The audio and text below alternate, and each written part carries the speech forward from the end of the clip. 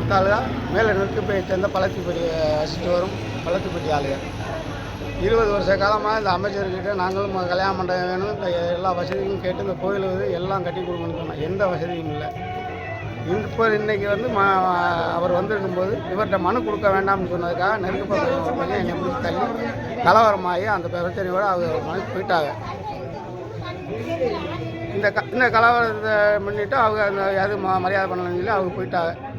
அடைக்கப்பங்கிற பையன் என்னை பிடிச்சி தள்ளி விட்டாப்புல. தள்ளி விட்டு இப்போ பிரச்சனையை கொடுத்து விட்டு அடைக்கப்பங்க ஓடி போயிட்டார்.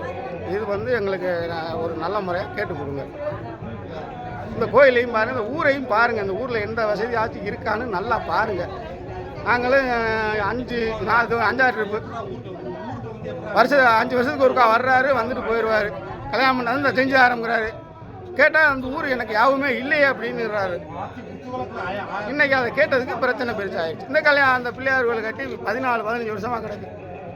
அது எல்லாமே மனு கொடுத்துருக்கான். யாரும் எந்த ஸ்டெப்பும் எடுத்து எந்த இதுவுமே பண்ண